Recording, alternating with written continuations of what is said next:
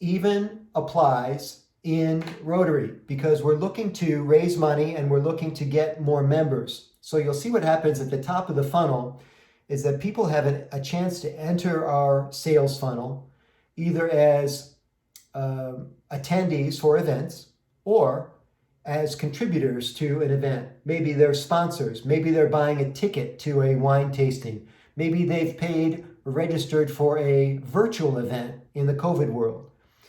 But it's called a funnel because once people enter the funnel, allegedly, it's really hard to get out of the funnel again. Think about the old days when you used to put oil in your own car. Maybe some of you still do that. Thumbs up if you put oil in your own car. You know, allegedly, the oil's not supposed to come back up through the funnel. I mean, if you do it right, right? It's supposed to go down into the oil pan and stay there. So gravity does its best work once you get people into the funnel. And what's interesting to me about how we market Rotary is that sometimes we allow people not only to get out of the funnel, we encourage them to climb right back out of the funnel again after we got them into it. And that's a shame because when they cycle through the funnel the way they're supposed to, they might end up doing 3 club visits, either physically or virtually, and then they become official members. That's the only way people can become members if they visit the Rotary Club 3 times. I think that's going to be true for a while, even in a virtual world. By the way, if you have questions in chat, you want to type them in right now. I'm not one of those speakers that waits to the end to do chat. Mary Lou Harrison and David are going to be feeding me those questions as we go through, so I'm happy to answer any of them as we move through the program. My point is that sometimes when we put people into the sales funnel, they climb out pretty quickly, and they climb out under 2 conditions in particular. One is if the value proposition that we've offered them doesn't seem to be authentic. If it's not what we promised initially, they want to get out as soon as they can. We see this a lot, even with people who join the organization officially or become customers, as you might say in the sales parlance. They become customers and then they become anti-customers pretty quickly. I was watching a speech by CEO John Hugo a little bit ago. He said most Rotarians leave within 18 months to 2 years after joining the organization. And the reason they join is because everything looks so good on their way into the funnel.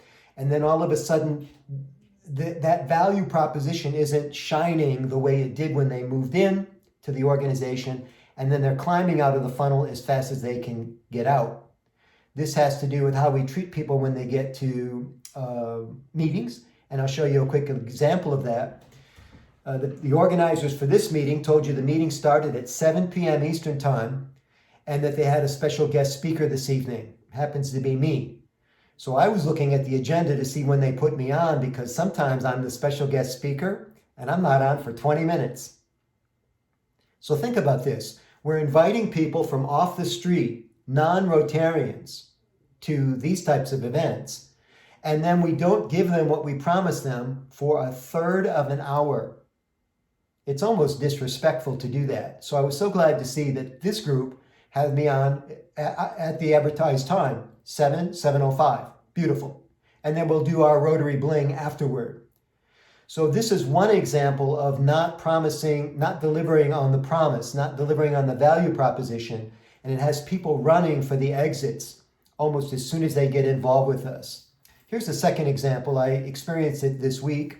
I know a club that had a big event and they got a lot of emails for the event. Actually, the event was, I'm seeing 158 people right now in attendance. This event was almost 8 times larger than the event you're on tonight. So it was a huge deal. And of course, to get into the event, you had to surrender your email. And people were happy to do that because of the value proposition. We had an amazing speaker, we had a great lineup, and it was going to be a nice, unique opportunity, a unique setting. People surrendered their email addresses. But along the way, the meeting planners sent the same meeting invitation, the same exact subject line over and over and over again. And what do you think the recipients of that email started to reply to the meeting planners? What do you think they said? Dave Andrews is nodding his head. Dave, take yourself off mute. What do you think they said? Another Zoom meeting. Well, they set another Zoom meeting, but after 5 of these emails, thinking they're probably going to get spammed the rest of their life, their request was, take me off your damn list. Unsubscribe. The very people that showed interest in the value proposition wanted to be unsubscribed from the list before the meeting even happened. Can you imagine? It gets better. This group that planned this meeting was getting ready to do their next event, but they weren't. It wasn't in their best interest to use the list because they haven't scrubbed the list from the dozens and dozens of people that wanted to be removed from the list. That meant they couldn't promote their next speaker efficiently because the list needed to be scrubbed before they did that. So it was a huge problem. And this is what happens when we misuse that sales funnel that we talked about earlier. It's a very important thing to keep in mind. We're going to talk about specific examples. I'll be happy to answer any questions for you because I know you've seen versions of this, variations of this in your part of the world.